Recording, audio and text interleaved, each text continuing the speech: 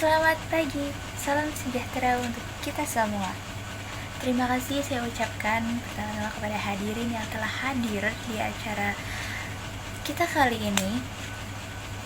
Dan di pagi yang cerah ini, secerah baju saya, rasa-rasanya di jam-jam yang rawan ini kafein itu lebih menarik ya daripada materi yang akan saya bawakan. Tapi saya janji, saya akan membawakan materi yang bikin kalian semua lebih melek lagi daripada secangkir kopi. Ngomong-ngomong soal materi yang akan saya bawakan selanjutnya, ada yang bisa nebak nggak? Materi yang akan saya bawakan ini ada kaitannya sama kafein, sama-sama bikin kecanduan. Mungkin salah satu dari mahasiswa di sini, teman-teman di sini ada yang bisa nebak? Ya, betul, alkohol. Oke. Sebelum masuk ke materinya, izinkan saya memperkenalkan diri dulu. Perkenalkan, nama saya Adinda Isminoviani, biasa dipanggil Dinda. Oke, kita langsung aja. Pagi ini materi yang akan saya bawakan adalah efek berbahaya dari alkohol bagi generasi muda dan cara mencegahnya. Kalian tahu nggak, nenek moyang manusia purba kita gemar menyantap buah yang difermentasi secara alami. Dan mereka berani loh turun dari atas pohon untuk menikmati buah-buah yang jauh tersebut. Akhirnya, nenek moyang kita membuat minuman beralkohol mereka sendiri. Contohnya yang pertama ada anggur kakao 1400 sebelum Masehi dari Mesoamerika. Yang kedua, ada bir ninkasi 1800 sebelum Masehi, Mesopotamia Selatan. Yang ketiga, ada anggur herbal 3150 sebelum Masehi, itu dari Abydos, Mesir Hulu. Dan masih banyak lagi contoh yang lainnya. Nah, kira-kira alkohol masuk ke Indonesia sejarah awalnya gimana sih? Ada yang tahu mungkin? Beberapa sejarawan beranggapan minuman ini dibawa dan diperkenalkan oleh bangsa Eropa yang datang ke Nusantara. Namun, dalam catatan kuno, praktik mengkonsumsi minuman alkohol ini ternyata sudah dilakukan sejak era prakolonial. Salah satu minuman alkohol yang tertua dan terpopuler di Nusantara adalah tuak. Kandungan alkohol dalam tuak tidak terlalu tinggi, yaitu 1-4% saja.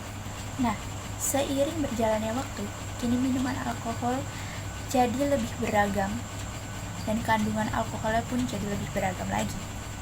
Tak dapat dipungkiri, di era yang serba mudah ini, kita pun jadi lebih mudah untuk mendapatkan alkohol atau menjumpai alkohol.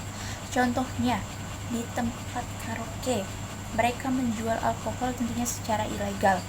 Dan contoh lainnya adalah di hiburan malam, kita juga bisa menemukan minuman alkohol banyak beragam macam di sana ya. Bahkan ada juga yang menjualnya di lingkungan sekitar rumah kita. Bayangkan betapa mudahnya kita untuk mengakses atau membeli alkohol, dan tidak hanya orang dewasa, anak kecil yang di bawah umur pun bisa mengakses atau membeli alkohol tersebut. Padahal, seperti yang kita ketahui, alkohol itu efeknya sangat berbahaya, baik yang jangka panjang maupun efek yang ditimbulkan secara langsung. Kayak contohnya, kecelakaan lalu lintas, pelecehan seksual, dan juga kekerasan. Karena mereka yang mengkonsumsi alkohol tidak bisa mengendalikan emosinya. Mereka jadi lebih agresif dan emosinya pun meledak-ledak.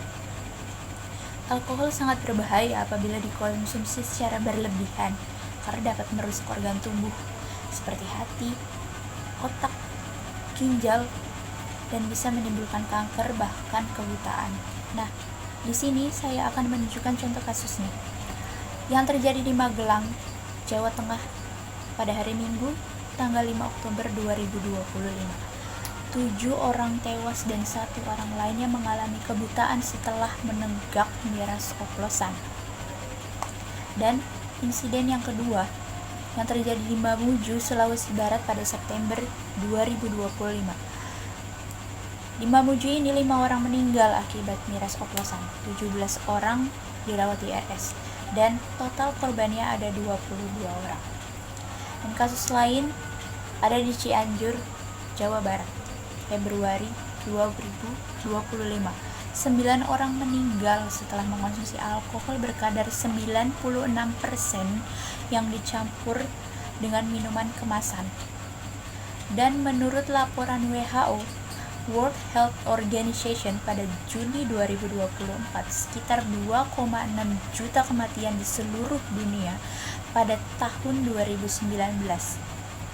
Dan adapun rinciannya sebagai berikut. Sekitar 1,6 juta kematian disebabkan oleh penyakit tidak menular seperti sirosis hati dan kanker yang dipicu oleh alkohol. Yang kedua, 700.000 kematian disebabkan oleh alkohol dan 300.000 kematian disebabkan oleh penyakit menular. Nah, di sini saya juga akan menunjukkan berapa persen peminum yang ada di Indonesia. Berdasarkan dari data Badan Kebijakan Pembangunan Kesehatan pada laporan Survei Kesehatan Indonesia 2023, prevalensi konsumsi minuman beralkohol dalam 1 bulan terakhir di Indonesia mencapai 2,2%. Dan berikut saya akan bacakan 3 provinsi teratas peminum alkohol. Yang pertama ada dari NTT sebesar 15,2%. Sulawesi Utara sebesar 11,4% dan Bali sebesar 9,3%. Fenomena keracunan alkohol bukanlah hal yang baru lagi, dan insidennya terus berulang. Hal yang mengejutkan ternyata terjadi di Indonesia. Dan Indonesia ini menjadi negara dengan insiden-insiden keracunan alkohol yang terbanyak di dunia, yaitu sebanyak 339 kasus. Mau sebanyak apa lagi kasus tentang keracunan alkohol di Indonesia ini? Pemerintah harusnya menindak lanjut dan menindak tegas bagi para pengedar miras. Tidak hanya pemerintah atau aparat kepolisian, kita sebagai mahasiswa bisa ikut andil dalam upaya pencegahan kecanduan alkohol. Contohnya, mengedukasi ke masyarakat sekitar tentang efek berbahaya dari alkohol. Untuk yang sudah kecanduan dengan alkohol atau yang sekedar ingin mencoba-coba, kita bisa alihkan itu semua dengan melakukan hal-hal positif.